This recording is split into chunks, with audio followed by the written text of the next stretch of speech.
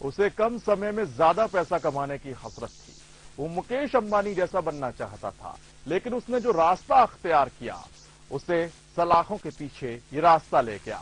बात कर रहे हैं इंदौर के महाठग की, जिसने 5 राज्यों के सैकड़ों लोगों को अपनी ठगी का शिकार बनाया।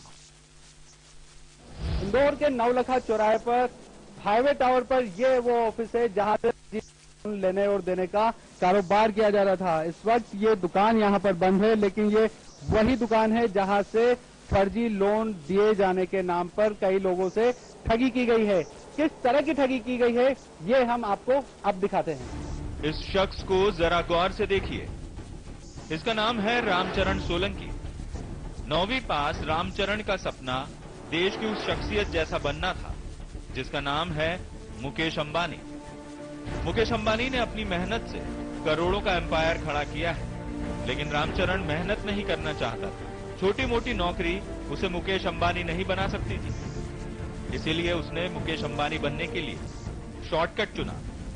इंदौर से बाहर छोटी नौकरियां करने के बाद वापस इंदौर लौटा रामचरण एक फाइनेंस कंपनी में बतौर ऑफिस बॉय काम करने लगा और यहीं से उसके दिमाग में आइडिया आया करोड़पति बनने का और बनाई उसने एक फुल प्रूफ स्कीम।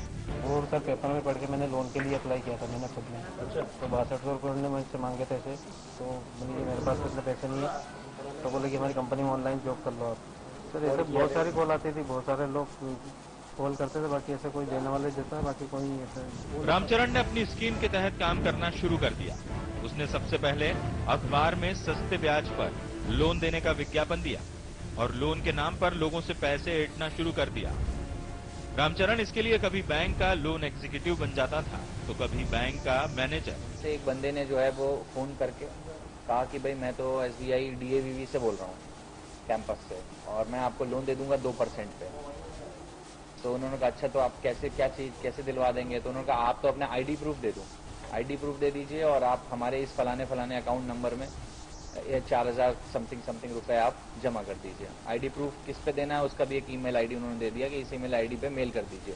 वो जो ईमेल ID का नाम उन्होंने दिया वो customer@SBI ऐसे करके उन्होंने एक ईमेल ID बनाया, आप लोग के पास होगा, तो जिससे कि वो ऐसा लगे कि SBI से ही उसको रिसीव किया जा रहा है। यही वो मामला था जिसने रामचरण को पुलिस की नजरों में ला दिया। पुलिस ने बनाई रामचरण को पकड़ने की रणनीति।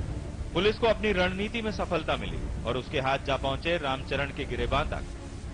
पुलिस ने उसके पास से 1.5 लाख रुपए नगद, एक बाइक, 8 अलग अलग बैंकों के ATM, 6 मोबाइल फोन, एक लैपटॉप, 3 बैंकों की पासबुक, 6 चेकबुक और अलग अलग कंपनियों की 18 सिम, लोन देने के फॉर्म और कैनरा बैंक के मैनेजर की नेम प्लेट बरामद की है।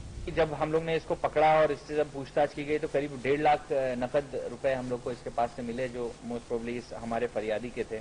पल्सर बाइक एक हमको मिली, अलग अलग बैंक्स के 8 ATM कार्ड हमको मिले, 6 मोबाइल मिला, एक लैपटॉप मिला, 3 बैंक के पासबुक, 6 चेकबुक और अलग अलग कंपनियों के 18 सिम हम लोग को मिले वहां पे। और लोन देने के जो फॉर्म वगैरह होते हैं है ना रखे हुए वहां ऑफिस में, जिसमें कि कैनरा बैंक के फॉर्म्स रखे हुए हैं लोन के लिए, तो कोई आए तो उसको बिल्कुल ऐसा लगे कि हाँ बिल्कुल काम असली का हो रहा है यहाँ पे। रामचरण भले ही 9वीं पास है, लेकिन उसने अपने सपने को पूरा करने के लिए सोशल मीडिया का भी बखूबी इस्तेमाल किया।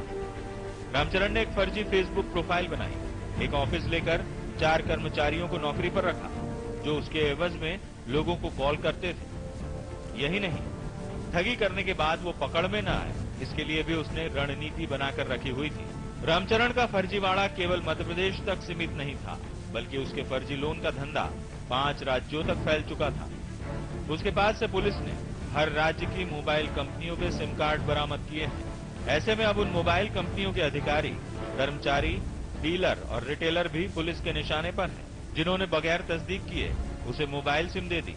18 सिम इसके पास मिली है, सबकी सब फर्जी एड्रेसेस पे चल रही सिम थी। वो कैसे बनी? रिटेलर ने, डिस्ट्रीब्यूटर ने, एक्टिविजन ऑफिसर की और सर्विस डीलर स्पेशली, जबकि ये बार बार कंपनियों को चेताया जा रहा है कि इस पर ध्यान रखा जाए, उस पर सर्विस डीलर तक क्यों इस की लापरवाही हुई, that is a matter of investigation, उस पर लीगल एक्शन लेंगे।